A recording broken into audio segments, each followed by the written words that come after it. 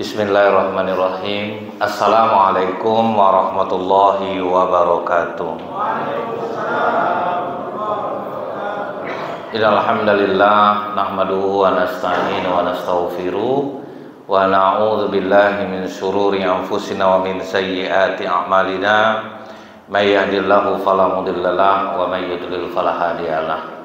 Asyhadu an la ilaha illallah wahdahu la syarikalah wa ashhadu anna Muhammadan abduhu wa rasuluh. Allahumma sholli wa sallim wa barik ala hadzal nabiyil karim wa ala alihi wa sahbihi ajmain. Yang saya hormati Bapak Ketua Masjid beserta pengurus, alim ulama, tokoh masyarakat, cerdik pandai, Bapak Ibu, orang-orang tua yang saya muliakan, hadirin hadirat yang semoga kita semua senantiasa dirahmati oleh Allah. Kembali kita mengucapkan alhamdulillahirabbil alamin, bersyukur kita kepada Allah atas nikmat yang Allah limpahkan yang membuat kita dekat kepada Allah. Semoga apa-apa yang kita lakukan ini dibalas Allah dengan surganya, amin ya rabbal alamin. Bersolawat kita kepada Rasulullah sallallahu alaihi wasallam dengan ucapan Allahumma sholli ala Muhammad wa ala alihi washabihi wasallim. Semoga dengan ringannya lisan kita ini bersolawat, kita nantinya mendapatkan syafaat di yaumil akhir kelak. Dalam sebuah riwayat, Pak, Nabi Musa alaihissalam itu pernah menderita sakit. Kemudian beliau berdoa kepada Allah, ya Allah, saat ini aku sedang sakit. Tapi bukan minta sembuh, Pak, langsung memuji Allah, irhamna ya arhamar rahim. Engkaulah yang penyayang di antara yang penyayang. Dari sini kita tahu, Bu, Nabi dan Rasul itu rata-rata malu meminta yang sesungguhnya yang dirasakan, Pak. Jadi lebih banyak memuji saja. Kemudian Allah mewahyukan kepada Nabi Musa alaihissalam, wahai Musa, ambil akar tumbuhan itu, tapi tidak disebutkan nih, Pak, akarnya apa. Nanti Bapak cari pula, nanti tidak sembuh, nanti kecewa lah, Pak. Jadi memang dalam riwayatnya tidak disebutkan akar itu apa. Ambil akar tumbuhan itu, rebus, minum airnya. Dilakukanlah oleh Nabi Musa alaihissalam. Diambil akar yang ditunjuk Allah, kemudian beliau rebus, diminum airnya, sembuh, Pak, atas izin Allah. Beberapa waktu kemudian, berbulanlah mungkin, Nabi Musa kembali sakit yang sama, Bu. Nah, sakitnya sama, Pak, sama yang kemarin. Kemudian Nabi Musa langsung mengambil akar tumbuhan yang pernah ditunjukkan Allah kepadanya. Kemudian direbus oleh Nabi Musa alaihissalam, diminum airnya, tidak sembuh lagi, Pak. Nabi Musa berdoa kepada Allah, ya Allah, kenapa aku sakit yang sama, minum obat yang sama, dulu sembuh sekarang tidak? Kata Allah, dulu kau memintanya kepadaku, Musa. Kalau sekarang kau menganggap akar itu yang menyembuhkan. Nah, ini balik ke keyakinan kita, banyak kena masalah ini nih, Bu. Dengar kawan sakit, minum teh herbal nih, bangga, ada banyak testimoninya. Nah, itu, Pak. Makanya kadang obat tuh, Pak, cocok sama kita tuh, besok kita sakit sama kita beli lagi, tidak cocok lagi, Pak. Karena Allah marah sama kita, karena kita nganggap obat itulah yang menyembuhkan. Jadi dari sini, Bu, Allah itu mengajarkan kepada hamba-hambanya, kalian itu minta kepadaku, jangan bergantung kepada manusia dalam masalah apapun. Itu yang ditanamkan Allah sebetulnya melalui riwayat Nabi Musa ini. Rasulullah mengatakan kepada Ibnu Abbas, wahai nak, ini anak Abbas, paman Rasulullah, Ibnu Abbas, jika engkau meminta, mintalah kepada Allah. Jika engkau mohon pertolongan, mintalah tolong kepada Allah. Kalau dokter yang udah tahu, Bu, sekarang ini, kalau ibu datang ke dokter yang tahu, dia nanya nanti, Bu, Ibu udah lapor Allah dulu belum? Belum. Lapor dulu ke Allah, Bu. Karena kami tidak bisa nyembuhkan. Bergantungnya kepada Allah. Dulu ada dokter kandungan. Selama ini saya menyangka, kata dia, lahirnya bayi-bayi dari perut ibunya yang masuk ke klinik saya karena kecerdasan saya. Sekali kena uji sama Allah, masuk seorang perempuan, udah 3 hari di kliniknya, udah semua ilmunya dia pakai, tidak lahir-lahir anak. Di situ bangkit termenung dia, Bu. Semua ilmu yang dipelajarinya sudah, tapi bayi ini tetap tidak mau keluar. Tengah malam minta ampun lah dia kepada Allah. Entah ngapa dia, terbukalah surah An-Nahl. Akulah yang mengeluarkan kamu dari perut ibumu, kata Allah. Di situ baru kaget ya Pak. Berarti Allah yang mengeluarkannya, bukan dia. Di situ bertobat dia, Bu. Baru ditanyanya secara spiritual, kamu punya orang tua enggak? Punya dok? Pernah durhaka enggak sama orang tua? Baru pakai sisi spiritual lagi. Iya, saya nakal, saya suka melawan sama emak saya. Dipanggil emaknya, sudah emaknya memaafkan ya, baru keluar anaknya, Pak. Jadi ternyata, Bu, banyak kadang penyakit kita ini sebetulnya spiritual yang kena, Pak. Cuman kita cari secara duniawi. Kita tidak minta tolongnya kepada Allah. Karena anak durhaka banyak sekarang, Bu. Dia kerja suami istri, anaknya ditinggalkannya ke nenek kakeknya. Kakek nenek inilah yang mengasuh anak tuh, Pak. Anak macam ulat lah kelakuannya, Bu. Sibuk mainnya ke tangga masjid aja, Pak. Taunya kita dia nganggap orang tuanya pembantu. Ketika emaknya mengatakan, emak tidak sanggup ngasuh anak kau lagi, emak mau pulang kampung aja. Kata anak ini, tidak masalah sih mak, cuman mohon maaf, kami tidak bisa lagi ngasih bulanan karena harus cari pembantu. Itulah. Berarti emaknya adalah pembantunya. Inilah yang dikatakan Rasulullah, Bu. Salah satu tanda hari kiamat, seorang ibu melahirkan tuannya. Jadi anaknya jadi bosnya, dia jadi pembantunya, dikasih anak lah dia bulanannya. Kadang anaknya ngasih udah macam anak buahnya, mak itu, ini uang mak jangan boros-boros, beli aja yang perlu. Kan dia macam anaknya mak itu. Dari tatapan ibu-ibu terasa sama saya, kok tahu Ustaz aku ngasuh cucu ya. Saya gara-gara ceramah ini, Bu, diserang orang saya, Pak. Yang nenek-nenek ngasuh cucu lah, diserangnya lah Instagram saya. Saya tidak pengaruh sama saya diserang tuh, Bu. Yang jawab tidak saya juga, Pak. Akhirnya netizen sama netizen beradu jadinya. Yang merasa berkah dia ngasuh anaknya sendiri, dia yang membantah. Jadi kita nonton aja jadinya. Tentu nenek-nenek yang ngasuh cucu, apa pula salahnya kami neneknya? Ustadz mau mandai itu, kan gitu ya Pak, wajar juga. Nah ini Bu ya, jadi kalau mau minta tolonglah kepada Allah. Jadi dari sisi spiritual itu rupanya Pak, yang lebih berpengaruh besar terhadap hidup kita. Saya diundang untuk pengajian Bank Mandiri seluruh wilayah Pekanbaru. Nah rupanya apa masalahnya? Sudah kami pakai seluruh kecerdasan yang kami miliki, target kami tidak tercapai. Ada ndak marketing langit? Baru pakai marketing langit, Pak. Karena Allah mengatakan apa, Bu? Wa fis sama rizqukum wa ma tu'adun. Dan dari langitlah rezeki kalian kami turunkan. Kita cari di bumi itu letih kita, Pak. Buat apa yang disenangi Allah, Allah yang akan mengantarkan rezeki kita. Ada duit, nyumbang ke masjid, itu kan marketing langit namanya itu, Pak. Ada acara wirid macam ini, ada yang sedekah gulai kambing, habis sholat isya makan kita ramai-ramai. Ini misalnya nih Pak ya, itu kan dahsyat tuh Pak. Pokoknya Bu ya, apa saja kita buat untuk kebaikan itu namanya memancing rezeki dari langit. Nah itu Bu ya. Jadi udah paham kita sekarang, kena kita selama ini kalau ada masalah lebih cenderung menceritakannya kepada manusia daripada kepada Allah.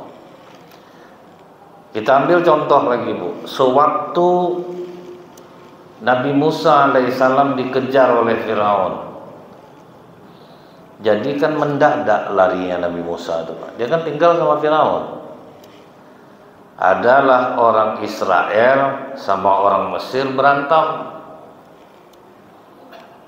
Datang yang orang Israel bilang, kita sekampung Musa, jangan kau tolong dia, kau harus tolong aku. Jadi kita kadang menghina-hina orang Israel. Sifat kita pun kadang ada macam orang Israel. Asal orang kampung kita pokoknya harus kita pilih kapan orang kampung kita naik lagi. Kan sama juga sebetulnya Pak.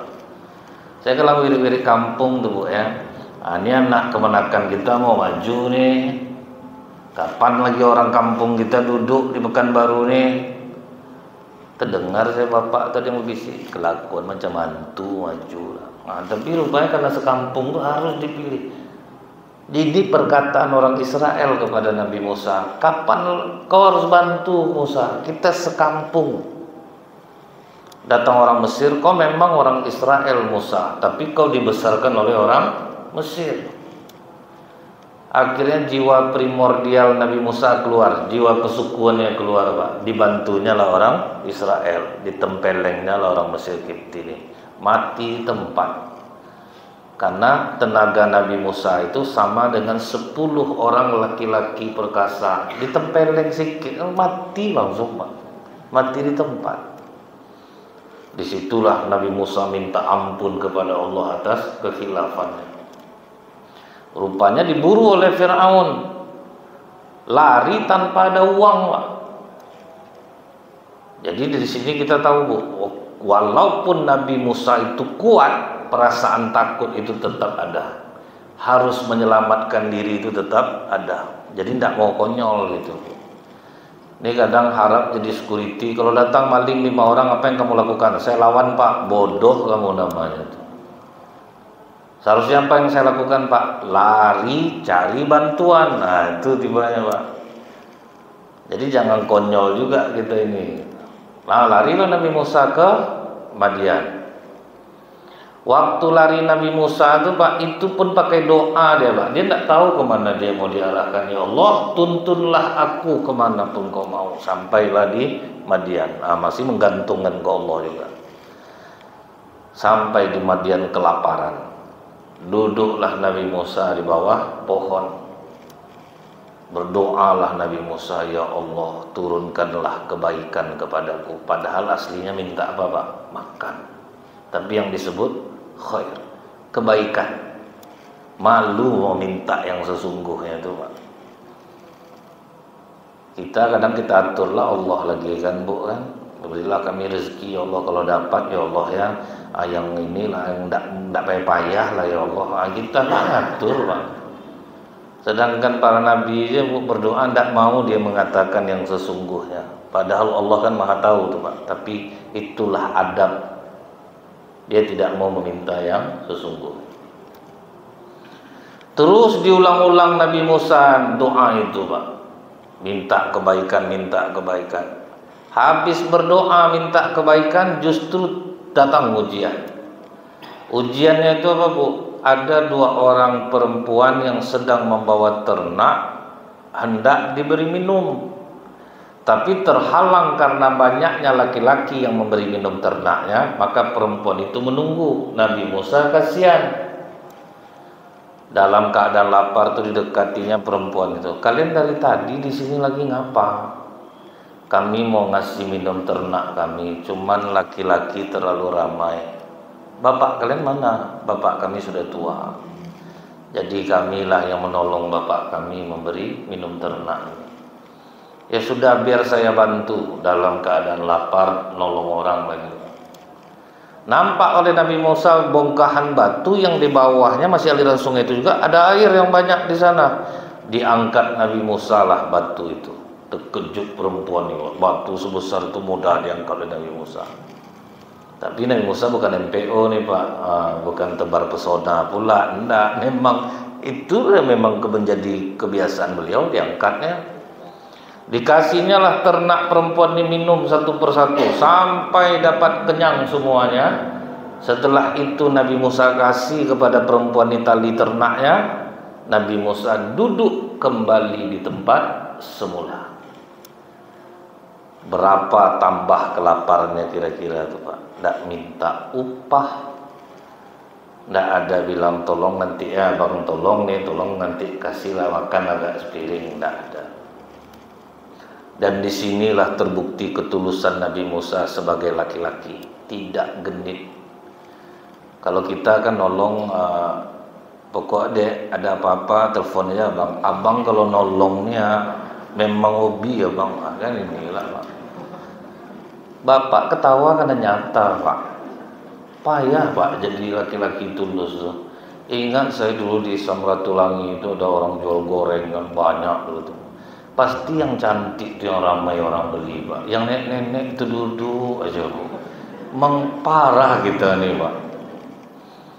Ingat saya dulu asal pulang ceramah subuh ke Pandau, adalah anak gadis jual bubur ayam. Ramai bapak minum makan bubur ayam di sana. Sampai jadi tanda tanya saya, Bu. Sejak kapan atuk-atuk nih suka bubur ayam tiap hari ini ya? Nggak ada makan lontong pula, Bu. Kalau lendang sesekali oke lah Pak. Akhirnya bergantilah sama mama yang jualan, langsung sepi. Nggak ada lagi, Bu. Tutup jadinya bubur ayam itu semenjak emaknya yang jualan. Susah menjadi laki-laki yang tulus, susah. Nah, Nabi Musa mengajarkan Bu, bantu, udah bantulah, jangan macam-macam. Karena bapak ini kadang Bu sama istri orang ramah minta ampun Pak. Itu yang kadang sedihnya istri-istri itu. Nggak tanggung ramah bertanya, Bu sehat. Nah, jadi kadang ibu-ibu ini tertipu lah, dia tidak seramah suami aku, padahal dia di rumah parah juga Bu. Cuma kadang ibu-ibu ini dibandingkannya pula Pak, tengok bapak apa tuh ramah, padahal istrinya gitu juga di rumah, tengok bapak apa tuh ramah. Sama semua. Sama orang ramah, datang istri mengadu, bang sakit perut aku bang, makan juga cabai itu lagi, kalau ke istri. Tapi kalau ke orang udah coba obat ini Kak, biasanya mau tuh Kak, insya Allah lah, kan pakai gitu lah. Tahu saya permainan bapak, udahlah ubahlah. Yang seharusnya dapat keramahan kita itu kan istri, anak-anak. Makanya kata Rasulullah Pak, salah satu permainan yang tidak sia-sia itu adalah bercandanya suami dengan istri. Itu termasuk permainan yang tidak sia-sia Pak. Dinilai ibadah dalam Islam dulu, bercanda dengan istri. Tapi hati-hati Pak, tengok juga istri bapak posisinya bisa diajak bercanda atau enggak. Nanti terjadi Bu, saya pernah mencontohkan bahwa pikiran kita ini lebih kencang ke kiri daripada ke kanan. Lebih mudah dia buruk sangka daripada baik sangka. Saya tes langsung ke jamaah, Bapak Ibu saya mohon maaf sebelumnya, kata saya. Sebetulnya sebelum saya berumah tangga dengan istri saya yang sekarang, saya cukup lama hidup dengan seorang perempuan yang tidak akan pernah saya lupakan. Berubah muka jamaah. Perempuan itu adalah mak saya. Kan betul tuh Pak. Itulah mudahnya orang berburuk sangka. Ada bapak ini ditesnya ke istrinya. Tapi temponya terlalu lama mungkin Pak. Ma papa mau terus terang katanya. Tapi jangan mama marah. Dia apanya pula Pak? Dibuat-buatnya pula. Ngapa Pak? Jujurlah istri sedang menggoreng Bu. Sebetulnya mah sebelum kita berumah tangga, malas Papa ngomong, kenapa penasaran Pak? Dibuat-buatnya pula Bu. Jujur aja lah Papa, ngapa Papa sebetulnya nih? Sebelum kita berumah tangga, Papa pernah tinggal dengan seorang perempuan yang tidak bisa Papa lupakan sampai kapanpun. Jadi sadarnya saya itu di rumah sakit nih lah Ustaz. Saya di rumah sakit tuh Pak, rupa kena pukul pakai penggorengan tuh. Terlambat Pak, tempo dia bilang perempuan tuh mak abang tuh terlambat Pak. Duluan tuh lagi mendarat daripada Pak. Jadi ceritanya itu udah di rumah sakit tuh Pak. Tiba-tiba gelap aja. Jadi dia tengok juga, dia kita tuh kan bakat kita nih masing-masing kan berbeda-beda Pak. Janganlah dicoba jadi orang lain. Nah itu ya Bu ya. Jadi biasakanlah kita itu kalau nolong itu tulus. Ada yang butuh pamrih, ada yang tidak. Nah itu harus dibedakan tuh. Pulanglah anak perempuan berdua ini, sampai di rumah terkejut bapaknya. Bapaknya adalah Nabi Syuaib alaihissalam. Kok cepat kalian pulang? Biasa lama. Kami ditolong tadi ayah oleh pemuda yang kuat lagi terpercaya. Nah, maksud terpercaya itu karena tidak ada yang ganggu gitu. Betul-betul nolong aja. Setelah itu apa kata Nabi Syuaib? Undang pemuda itu ke rumah, akan kita jamu makan. Nah, itu cara Allah Pak. Skenario Allah ngatur Nabi Musa dapat makan itu. Datanglah perempuan dua ini sambil malu-malu berjalan. Tuan, ayah kami mengundang ke rumah. Kata Nabi Musa, berjalanlah di belakangku. Jika belok kiri, lemparkan batu ke kiri. Jika belok kanan, lemparkan batu ke kanan. Tidak mau Nabi Musa jalan beriringan. Sanggup Bapak tidak kira-kira? Aduh, pasti nanti Bapak olah. Kita tuh udah macam adik kakak, tidak usah ragu. Saya kadang itulah Bu, banyak mendengar ini kan kadang-kadang habis ceramah tuh duduk Pak. Jadi saya kalau ceramah kan menyanyah saya ini Bu ya. Tapi kalau sedang duduk beramai-ramai saya pendiam Pak. Saya lebih banyak mendengar. Ini rupa isi otak atuk-atuk nih rupanya. Sambil cerita-cerita tuh Pak, sampai minum kopi itu kan. Rupanya iya Pak. Makanya ketika saya menceritakan ke Bapak Ibu, ini Bapak pasti merasa deh aku betul yang diceritakan Ustaz Nira. Terasa tuh Pak. Kemudian begitu sampai di rumah Nabi Syuaib, dijamu makan. Lihat, mintanya ke Allah, Allah ngatur rezeki itu di bumi. Cuman kadang orang sering Pak, begitu kita katakan aku yang mengadu kepada Allah, minta betul lah ke Allah kau tuh. Jadi salah dia mengartikan ya Pak. Cuman yang ngomong salah juga. Sama dengan gini Pak, jika engkau dalam keadaan berpuasa diajak oleh orang berkelahi, maka katakan aku sedang berpuasa. Bukan itu pula yang harus dibilang. Maksudnya tuh tahan diri. Tidak so, aku puasa ya, tolong ya. Bukan itu maksudnya tuh. Tahan diri kita. Jadi kalau misalnya kita lapar, datang orang, kau mau makan enggak? Oh maaf ya, aku mau mintanya kepada Allah. Minta betul lah ke Allah kau tuh. Tentu jadi sesat orang dia gara-gara kita Pak.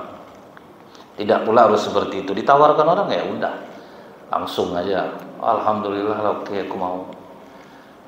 Nah kemudian Pak, dapatlah Nabi Musa alaihissalam makan dengan cara mengadu kepada Allah. Ini sesuai dengan surat Al-Baqarah ayat 112.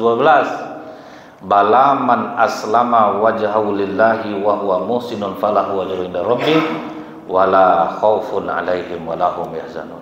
Serahkan masalah kalian kepadaku, ibadah kalian dengan baik. Nah, itu kata Allah Pak. Tidak akan khawatir, tidak akan bersedih hati. Allah sedang ngomong, serahkan kepadaku. Masalah apa saja, jangan cerita ke orang terlebih dahulu. Ceritakan ke Allah, nanti Allah lah yang menyusunnya Pak. Skenario itu yang membuat kuat keyakinan kita kepada Allah. Pasti itu yang menguatkan kita Bu. Jadi apa tidak boleh kita cerita sama sekali. Nah kalaupun mau menceritakan, Rasulullah kan menyuruh ceritakan kepada ahlinya. Kalau sakit, ahlinya siapa Bu? Dokter. Cerita ke dokter, jangan ke kawan Pak. Bertambah penyakit kita karena kawan kita tidak dokter. Agak sesak dada aku sebelah kiri nih Pak. Hati-hati tuh Bang. Keponakan aku macam ini juga gejalanya nih. 2 hari sudah tuh masuk di rumah sakit, hari ketiga mati dia. Itu bertambah takut itu dibuatnya Pak. Kalau sedang tidak ada duit kita ceritalah ke kawan yang kaya, jangan yang senasib. Kita suka ceritakan yang senasib Pak. Kak ada duit kakak 50 Kak. Udah 2 hari aku nak makan di rumah. Kau baru 2 hari, aku udah 4 hari ya. Itu tambah parah jadinya Pak. Tapi sebenarnya apa Bu? Jangan ceritakan. Itu Bu, makin susah hidup kita, ya udahlah, sholat perbanyak, minta tolong ke Allah. Keluar minta tolong kita sama manusia, banyak kecewanya Pak. Manusia menolong kita mau sekalinya Pak, pinjam duit sekali, 2 kali, awak lah diolah, pinjam terus aja. Itu sifat manusia, manusia pembosan. Kalau Allah makin nyinyir minta, makin senang Allah Pak. Jadi ini Bu ya, minta makan aja yang sepele Nabi Musa kepada Allah. Kemudian siapa lagi? Rasulullah Shallallahu Alaihi Wasallam. Ketika perang Khandaq, itu perang yang teramat sulit, ekonomi sedang jatuh total Pak. Rasulullah sambil membuat lubang, itu kan ikut Rasulullah tuh Pak, menggali parit itu tidak makan berhari-hari. Yang tahu siapa? Abdullah bin Jabir. Dia terdengar dekat dia dengan Rasulullah Pak. Kok waktu Rasulullah membungkuk, krak. Disangkanya perut Rasulullah itu kelaparan berbunyi, rupanya bukan Bu. Saking laparnya diikat Rasulullah pakai batu Pak. Jadi beberapa butir batu diikat oleh Rasulullah di perutnya untuk bisa menegakkan perutnya. Tapi tidak ada Rasulullah cerita ke sahabat dia lapar, tidak ada. Abdullah bin Jabir melihat itu langsung lari ke rumah. Ditanyanya ke istrinya, Rasulullah kelaparan, ada ndak yang bisa kita masak? Ada, tapi hanya untuk 2 orang. Kau bisikkan aja nanti ke Rasulullah ya. Oke lah. Begitu udah masak, datang Abdullah bin Jabir ke Rasulullah. Ya Rasulullah, istri aku masak, tapi bisanya untuk 2 orang. Silahkan ke rumahku ya Rasulullah.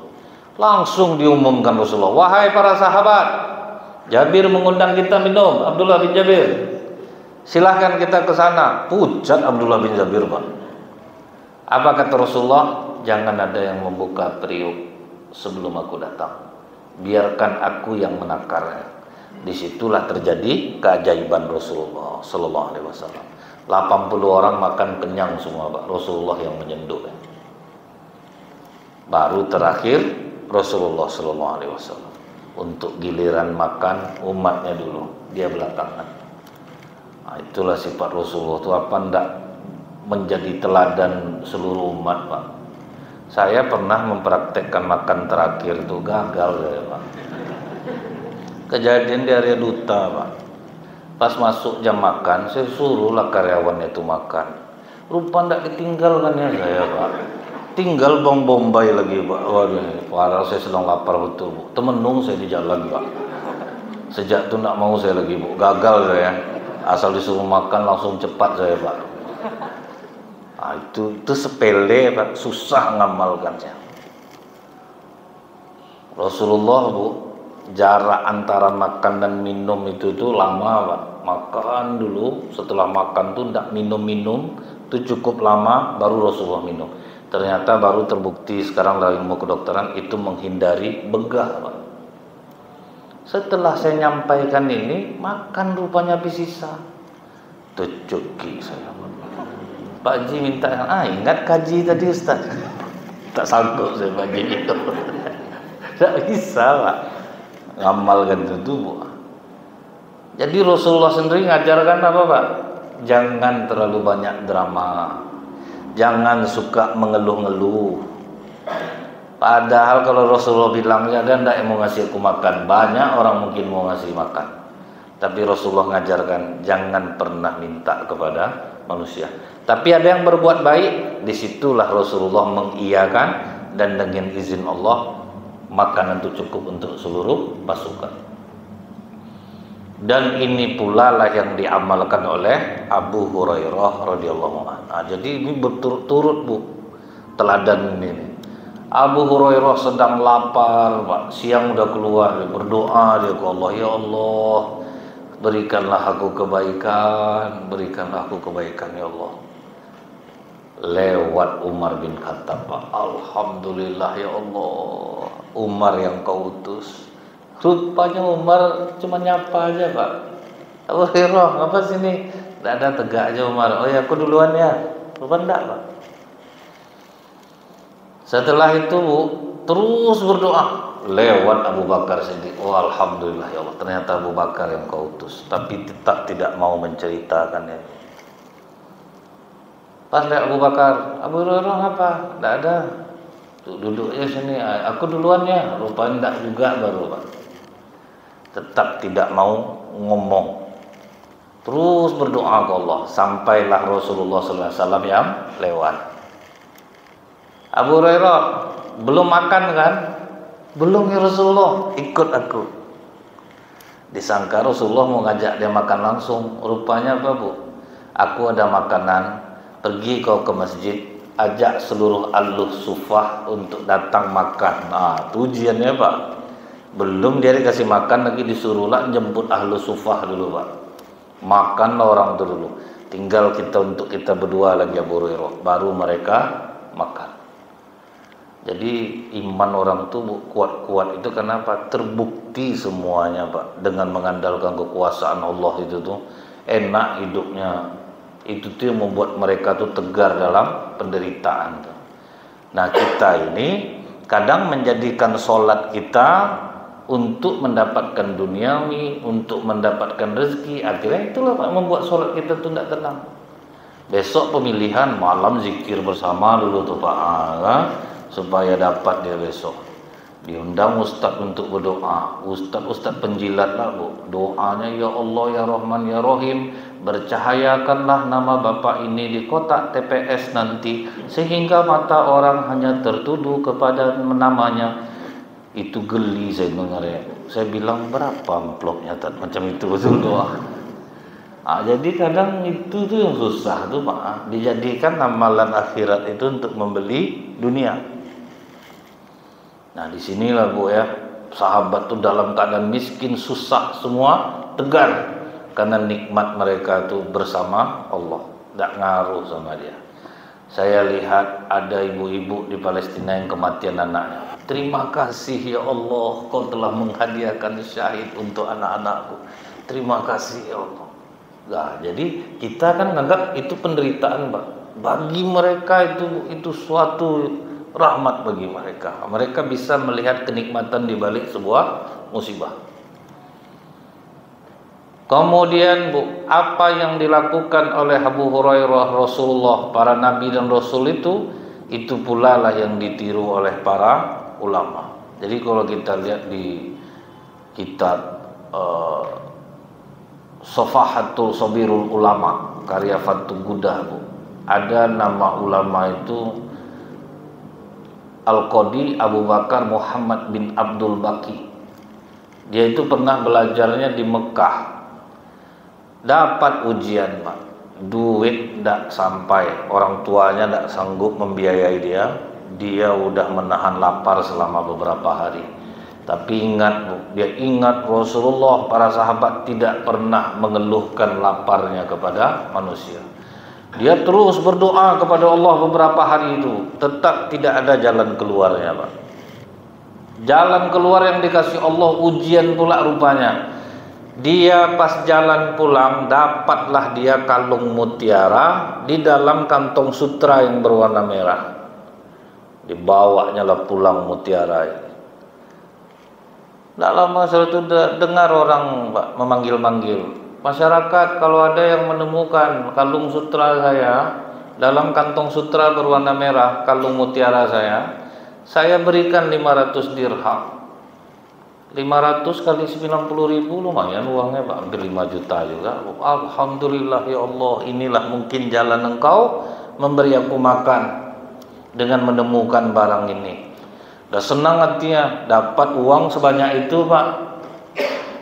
Dipanggilnya bapak tuh, Pak sini Pak. Dibawanya lah ke tempat kosan dia lah tibanya. Sampai dalam tuh, Pak apakah ini kantong bapak? Ini kantong sutra. Alhamdulillah betul ini punya saya. Saya akan tunaikan janji saya. Ini 500 dirham untuk. Teringatlah dia Bu, masa aku harus pamrih di tengah penderitaan orang. Itulah berkelailah iman nih Pak. Di sisi lain ini uang halal, kita dalam keadaan lapar.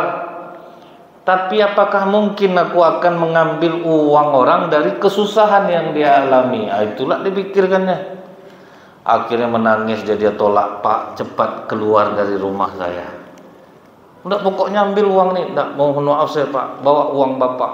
Macam itu Pak. Padahal udah halal nih Pak, masih mikir juga bro. Kalau kita kan balikkan barang orang justru nak dikasihnya kan heboh kita. Enggak, memang parah nih.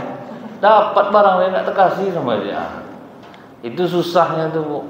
Ini dia tahu dia diuji Pak, padahal ini uang udah halal nih, dibalik kan ya. Enggak, saya enggak mau Pak, ambil uang Bapak, cepat keluar dari rumah saya, jangan ganti akhirat saya dengan dunia. Padahal dalam keadaan lapar yang teramat sangat. Kecewa Bapak tuh keluar Bu. Tapi akhirnya dia keluar dari masalahnya, tidak diceritakan dalam riwayat ini. Beberapa tahun setelah kejadian itu, dia selesai belajar di Mekah, naik perahu pulang ke Syam. Dihantam gelombang lah kapalnya itu Pak. Selamat dia dengan bergantung ke beberapa kayu Pak.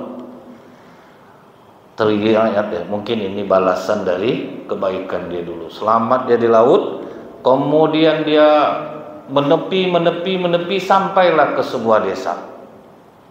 Di desa itu yang pertama kali dicarinya apa Pak? Masjid. Sujud syukurlah dia di masjid itu. Dibersihkannya dirinya, mandi dia. Pas masuk waktu asar azan lah dia Pak. Dia orang berilmu, suara bagus, tentu heran masyarakat ini baru dengar kita suara ini. Makanya Bu, disunnahkan yang azan itu orang-orang bersuara bagus. Di masa Rasulullah yang boleh azan cuman 2 orang, Abdullah ibnu Umi Maktum, kemudian Bilal bin Rabah. Tidak ada selain itu. Umar tidak ada, Abu Bakar tidak ada. Jadi saya mohon Pak, Bapak yang bersuaranya agak kurang, tolong jangan azan. Nanti berdosa orang di rumah dengar, nanti aturan datang ke masjid jadi tidak Pak. Siapa suara macam serinai mau azan lah. Kecuali Pak, memang tidak ada orang lagi waktu masuk, itu mau tidak mau azan lah. Dia kadang salah ibu juga Bu. Ibu ini udah senang suaminya mau ke masjid. Pas pulang suaminya habis sholat maghrib, dengar suara azan dari dengar Bang, abang yang azan, Masya Allah Bang, merinding aku dengar suara abang. Tuh tambah candu Bapak tuh azannya dia. Sampai sholat dia dekat mic azan tuh, tidak boleh orang gantikan dia. Jadi dari dulu tuh memang seperti itu Pak. Ini bukan untuk menjatuhkan atau apa. Rasulullah tuh pun tidak sembarangan loh Pak. Misalnya nih, sebetulnya yang paling apa tuh tidak boleh mendirikan sholat berjamaah tanpa izin imam tetap. Itu Pak, ditunggu dia dulu keluar, kan itu yang sebetulnya Pak kan. Jadi tidak boleh sembarangan orang maju jadi imam, orang azan sebetulnya Pak.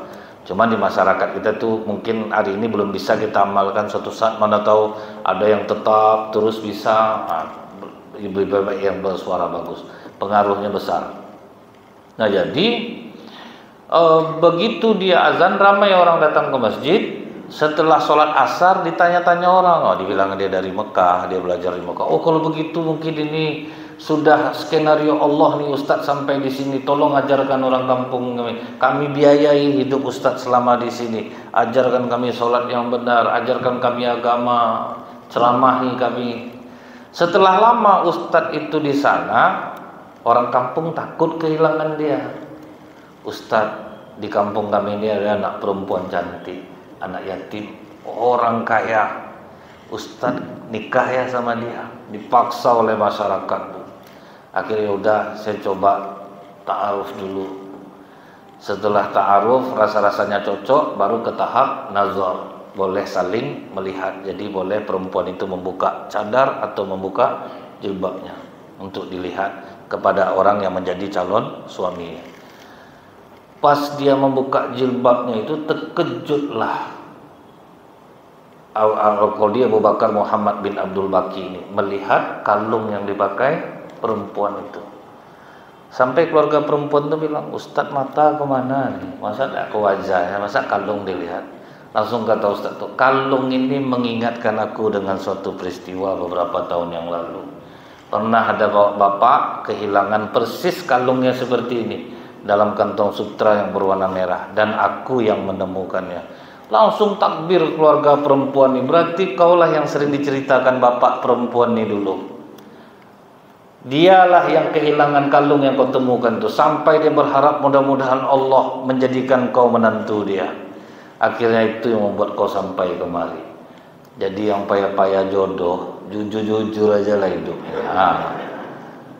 Allah yang ngantarkan Pak, ngatur skenario hidup kita itu, jadi Allah yang ngaturnya. Kalau kita nyerahkan kepada Allah, Allah lah yang akan mengatur skenario itu.